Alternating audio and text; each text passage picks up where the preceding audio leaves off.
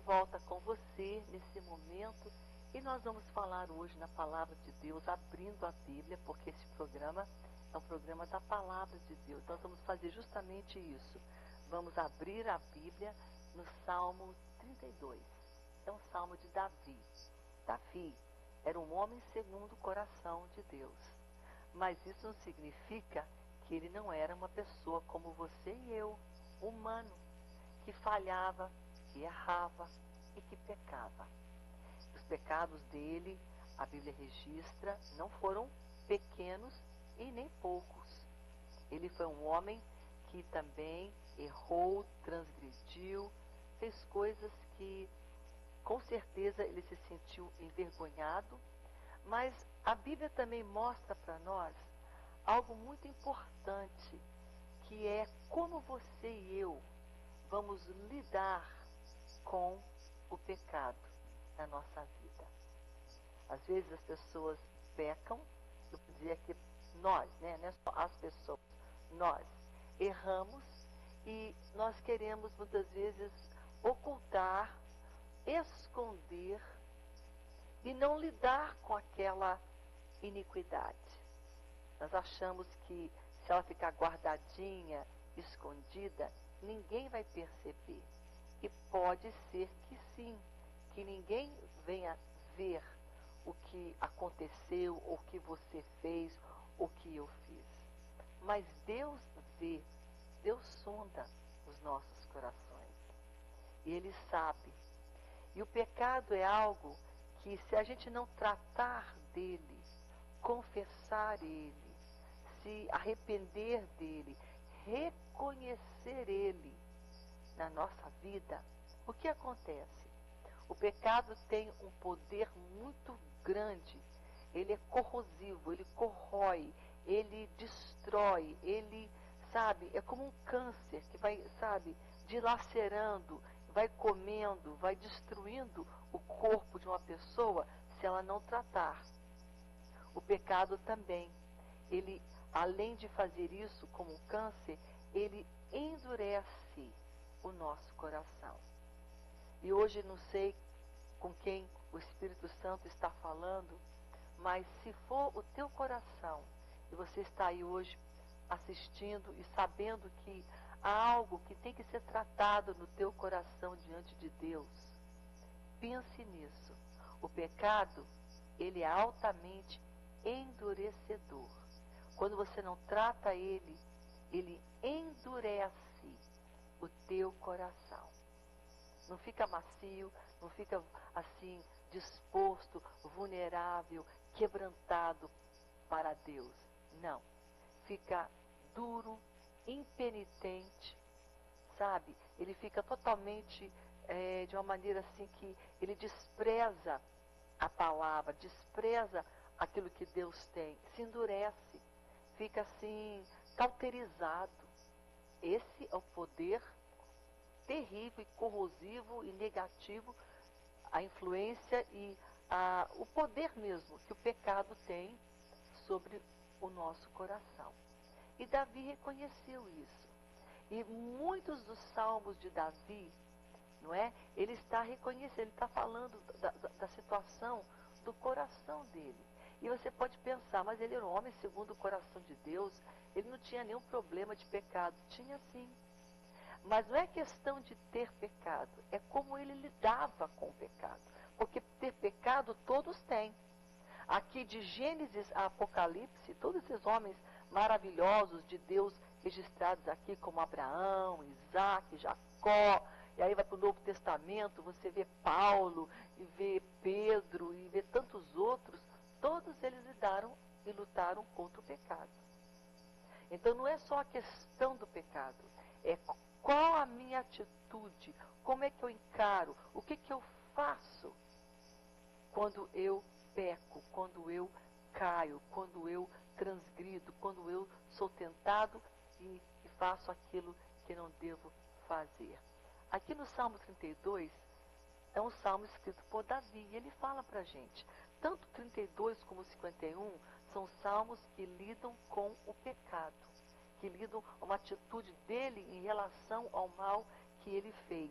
E aqui no Salmo 32, ele começa dizendo o seguinte: bem-aventurado é aquele homem, aquela mulher, cuja iniquidade é perdoada e cujo pecado é coberto pelo sangue, é perdoado por Deus. Bem-aventurado o homem a quem o Senhor não atribui iniquidade, e em cujo espírito não há dolo. Dolo significa engano. A pessoa que está querendo maquinar, enganar, sabe, fazer falca, né? Enganar mesmo, enganar Deus, enganar a si mesmo. Então está dizendo bem-aventurado. Agora a gente olha essa palavra bem-aventurado, que é um homem abençoado, né? Bem-aventurado. A gente associa muitas vezes o bem-aventurado com bens. Ah, bem-aventurado porque ele tem uma casa bonita.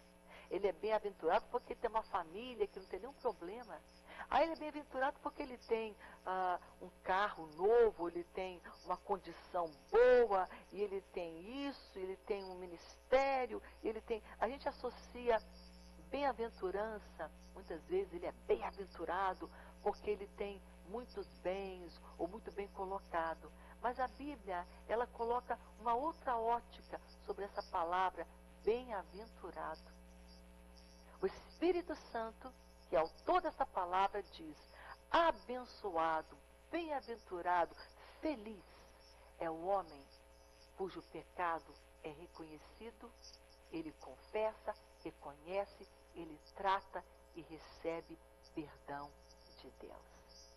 Vale mais do que qualquer bem, ouro, todos os bens deste mundo. Se a tua alma recebe o perdão, é o bem mais importante que você pode ter. Aqui, bem-aventurado o homem que o pecado não está sendo encoberto. Ele é perdoado. E esse homem, o Senhor não atribui para ele o pecado dele, porque já foi tratado, já foi confessado. E ali não há mais dolo. Dolo é engano. Então a pessoa que está no pecado, ela está sendo enganada pelo próprio pecado e está enganando alguém também. Porque o pecado não somente faz você mentir para poder cobri-lo, um estilo de vida de pecado sempre vai ter que ser escondido, você vai ter que ter algo para justificar, uma mentira para cobrir outra. E aqui está dizendo, não há mais engano, porque Deus já perdoou. Olha que tremendo. Então a primeira coisa que nós vamos entender, está aqui, é isso. Bem-aventurado, então, é essa pessoa que ela tratou, que Deus perdoou. Esse é o bem maior que você tem. É o perdão dos teus pecados. Esse é o maior bem que eu possuo. Tudo passa. Minha casa passa, as coisas que eu tenho passam, tudo aqui passa. Mas a tua alma, ela permanece. Nós somos seres para a eternidade. Então, o perdão é algo muito tremendo. Eu devo valorizá-lo. Eu sou perdoada. Que bem maior posso eu possuir? O Salmo 51, também parecido com esse mesmo Salmo 32, eu vou dar um pulinho aqui para ele, diz assim: compadece de mim, ó Deus, segundo a tua bondade, segundo a multidão da tua misericórdia, das tuas misericórdias, e apaga todos os meus pecados. Senhor, me limpa, tira todos esses pecados que eu tenho cometido. Lava-me completamente da minha iniquidade. Purifica do meu pecado, pois eu conheço as minhas transgressões. O salmista está falando do outro, não. É meu pecado, minhas transgressões, minha maldade. Então, o primeiro passo, e o tema está aí na tua tela, que é um tema muito relevante, que é o caminho do perdão. É o caminho que você vai receber o perdão de Deus. O primeiro passo está aí para mim e para você. Chama-se reconhecer o pecado. Quando o salmista fala o meu pecado, a minha transgressão, Senhor, estou aqui, este é o meu coração, esse aqui é o mal que eu tenho cometido. Lava-me, pois eu conheço bem os erros que eu cometi. Eu sei aonde eu errei. Então hoje, querido, vamos ter isso no nosso coração. E vou dizer algo para você hoje. Você não está sozinho nessa caminhada. O Espírito Santo está te auxiliando. Neste momento que você ligou a TV, foi Ele que te ajudou, Ele que te amparou, Ele que te levou. A Boas Novas não é ideia do homem. Foi um homem usado por Deus que estabeleceu. Mas é Deus que trouxe à existência esse canal. Para trazer o quê? A palavra dele. Para fazer o quê? Trabalhar no teu coração essa palavra. E hoje a palavra dele para você é esta. Reconheça o teu mal. Reconheça o teu erro. Não é feio, não é errado. É bom. É algo bonito. É algo positivo. Tem pessoas que querem esconder. Não posso. Ninguém pode saber. Não vou reconhecer nada. Reconheça. É o caminho para a tua vitória. É o caminho para a prosperidade espiritual, prosperidade física, estou bem, porque quando o teu coração está bem, o teu corpo vai bem também, prosperidade também financeira, em todos os âmbitos da tua vida. Você vai ser abençoado quando você reconhecer. Então não é feio, não é vergonhoso, é algo bom, é bonito, é louvável. É algo que Deus ama, porque Deus é sincero, Deus é verdade, Deus é transparente. Deus não tem nada oculto e assim não, Deus é tudo sobre Deus é verdadeiro. Então Ele não vai esperar nada menos de nós também. Primeira coisa então que o salmista fez, ele reconheceu o seu erro. E hoje, como nós já falamos, você não está sozinho. O Espírito Santo de Deus está com você agora. E está colocando uma luz sobre o teu coração. Não para te expor, não. Mas para que você venha expor essa atitude pecaminosa que está guardando aí no teu coração. E Deus quer que você reconheça ela. Que primeiramente você não vai reconhecer para os homens, é para Deus. Você vai confessar para Deus. A Bíblia diz, se confessarmos os nossos pecados, sabe o que vai, para quem a gente vai confessar? Para Deus. O que Ele vai fazer? Ele vai ser fiel e Ele vai ser justo para nos perdoar e nos purificar de toda a nossa injustiça. Primeiro passo, você vai reconhecer. E o Espírito Santo te leva a isso. Ele te ajuda. Esses dias eu estava com uma atitude no meu coração. E Deus me deu um sonho. Um sonho que eu fiquei um pouco assustada. Eu comecei a ver naquele sonho que aquilo ali que eu estava vendo era o meu coração. E tinha que ser tratado algo dentro dele. O Espírito Santo trouxe à tona para mim. E eu percebi que algo não estava bem. E aí Deus começou a tratar para que eu viesse reconhecer. E depois que a gente reconhece, a gente já pode fazer uma outra coisa. E qual é o próximo passo? Quando você reconhece o teu erro. Você não fica só com ele ali no reconhecimento. Você tem uma atitude. A atitude chama-se confessar. A Bíblia fala assim, com a tua boca tu confessares. É muito importante confessar. Confessar é você dizer com a tua boca, você proferir e dizer para Deus, Deus, é este o erro que eu fiz. É essa atitude enganosa, é este o dolo, é esta a atitude de pecado, é este o mal que eu cometi contra a minha família e contra ti. Porque quando a gente peca contra alguém, a primeira pessoa que está pecando não é contra a esposa, esposo, filho, não, é contra Deus. Se você está atraindo alguém, está sendo maldoso com alguém, a maldade primeiro está indo contra Deus. Se você está enganando, se você está... a palavra seria negar mesmo, trair alguém. É Deus que está sendo traído e enganado primeiramente. E aí nós temos que fazer algo, ter uma atitude. E aqui esse salmo é um salmo de atitudes.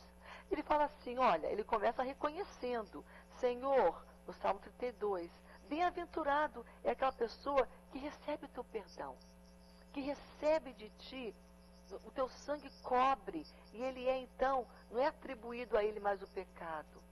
Enquanto eu calei os meus pecados, uma coisa muito ruim aconteceu comigo. Está aqui. O próprio salmista está dizendo, enquanto eu fiquei quieto, eu não reconheci e nem confessei. Pode ser que ele tenha reconhecido aqui, mas não confessou. Isso tem uma diferença entre reconhecer pecado e confessar. Muitos reconhecem o mal que eles estão fazendo, mas não querem confessar a Jesus. E aqui ele reconheceu. E ele falou que ele se calou. Isso quer dizer, ele não teve uma posição. Ele não teve uma atitude. Ele ficou quieto. Sabe uma coisa? Vou ficar com esse dolo, esse engano, desculpa falar essa palavra, porcaria, aqui dentro de mim. E ele falou o seguinte, enquanto eu ficava quieto, não falando para Deus do meu erro, não confessando, sabe o que aconteceu com Davi? Olha que descrição forte. Ele diz o seguinte, enquanto eu calei os meus pecados, envelheceram os meus ossos, pelos meus constantes gemidos todo o dia. Isso aqui é um perfil de alguém feliz? Envelhecer os ossos e gemido. Isso é o perfil de alguém altamente insatisfeito, infeliz. Porque o pecado faz isso. Não traz alegria. Rouba a nossa alegria. Rouba o nosso contentamento. Rouba a nossa paz. E aqui ele está dizendo, enquanto eu calei, fiquei quieto, não confessei, não tive uma atitude, eu não estava legal, não. Os meus ossos se envelheceram dentro de mim, gemido o tempo todo triste, amuado, infeliz, chateado. Na vida é uma miséria. Porque o pecado faz isso. Ele traz miséria para a nossa vida. E aí, o salmista declara, ele é sincero. Eu acho lindo sobre Davi que ele não fica lá, eu sou homem segundo o coração de Deus. Deus me livre de ter dolo, ter isso. Ele fala aqui, enquanto eu estava com todos esses pecados dentro de mim, eu não estava bem. Porque a tua mão, Senhor, pesava dia e noite sobre mim. E o meu vigor se tornou em sequidão de estio. O meu vigor, a pessoa que está no pecado, ela perde o vigor. O que é vigor? É o ânimo. É o ânimo para viver. É o ânimo para trabalhar. É o ânimo para poder ter um bom relacionamento com alguém. Né? Tá lá conversando, tá se interessando por alguém, tá com a tua família ajudando. Você perde o ânimo. Vem aquele desânimo, aquela depressão, aquele sentimento de derrota, porque ele estava guardando o pecado. E aí veio todo esse sentimento. Mas aí, Davi faz algo tremendo. Ele toma uma atitude. Confessar é uma atitude. E ele fala, sabe uma coisa? Eu não aguento mais isso. Eu vou mudar. Eu vou tomar uma atitude. O que eu vou fazer? Eu vou confessar a Deus. E aqui ele fala isso, no versículo 5. Confessei-te o meu pecado, e a minha iniquidade não mais ocultei, não mais escondi. Ele diz isso. Sabe uma coisa? Cansei. Cansei de ficar sofrendo, cansei de ficar com essa tristeza, cansei de ficar com essa depressão, cansei de ficar desse jeito. Eu vou fazer algo. Eu vou para Deus. E eu vou dizer para Deus todos os meus erros, todo o meu dolo, todo o meu engano, todos os meus pecados. É para Ele. E é uma atitude. Ele fala, então, eu, Davi, eu confessei a Deus os meus pecados. E a minha iniquidade não mais eu ocultei. Eu coloquei a claras, eu coloquei para fora. Eu falei para Deus. Disse, confessarei ao Senhor as minhas transgressões. E tu, Senhor, perdoaste a iniquidade do meu pecado. Olha que coisa tremenda. Nós vamos agora para o nosso intervalo, mas antes de nós irmos, vamos ficar nessas duas coisas importantes aqui hoje. Primeiro, reconhecer o nosso erro. Deus me fez essa semana ver algo no meu coração que Ele não queria lá. Não tenho vergonha de falar para você isso não, porque eu quero que você saiba que nós somos todos iguais. Todos nós lutamos contra o pecado. Todos. Todo dia. A Bíblia fala que o pecado jaz à porta. Está lá em Gênesis. Então você tem que lutar. E não é só o pecado exteriormente. Você tem uma natureza predisposta. Em iniquidade minha mãe me concebeu. Então nós somos seres que têm uma natureza carnal. A gente tem que lutar contra ela todos os dias. É um processo. Por isso é um processo que se chama santificação. Agora, para eu ter esse processo trabalhando em mim de santificação, não haverá santificação na minha vida e nem santidade se não houver reconhecimento dos meus erros e confissão deles. Não adianta só você reconhecer hoje que você fez algo de errado. É necessário reconhecer e tomar o segundo passo. Confessar. Amém? É isso que nós estamos falando hoje, à luz das Escrituras. A palavra está falando isso, de um homem que sabe muito bem o que ele está falando. Ele fala que os meus pecados estão sempre diante de mim, mas aí eu tomei uma atitude, uma postura. Eu fui para Deus e eu confessei para Ele as minhas iniquidades. Tanto no Salmo 32, como aqui no 51, fala aqui, olha, pois eu conheço as minhas transgressões, meu pecado está sempre diante de mim. Eu pequei contra ti, a ti somente, fiz o que era mal perante os teus olhos, de maneira que serás tido por justo quando tu falares. E ele fala aqui, o erro está comigo. E essa é uma atitude também que é muito louvável. Quando você chegar para Deus, às vezes a gente gosta de colocar a culpa no outro. É porque o outro me fez pecar, é porque essa circunstância me fez isso. Não venha com desculpas perante Deus. Você vai dizer, Senhor, o erro está comigo mesmo. Eu errei. O erro é meu. O pecado é meu. Eu errei. Mas agora, Senhor, eu te peço perdão. Eu te confesso, Jesus. E você vai ver algo desembaraçando a tua vida. Vai começar a desembaraçar. Você vai começar a ficar mais leve, vai correr. Você vai voar.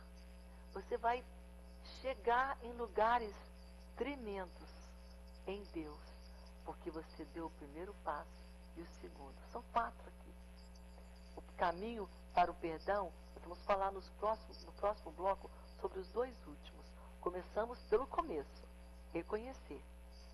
Depois, confessar. E aí nós vamos ver o que Deus mais pede de nós. Lembra-se, estamos no caminho para o perdão de Deus. Para eu ter o perdão de Deus, é necessário eu reconhecer o meu erro e confessar a Deus este erro. Amém? Nós vamos agora para o nosso intervalo e nós vamos voltar com você. Não saia daí, tá bom? Vamos falar agora sobre 2 outros passos muito importantes sobre esse caminho, esse percurso para a nossa vitória, que chama-se perdão de Deus sobre a nossa vida. Daqui a pouco mais eu volto com você.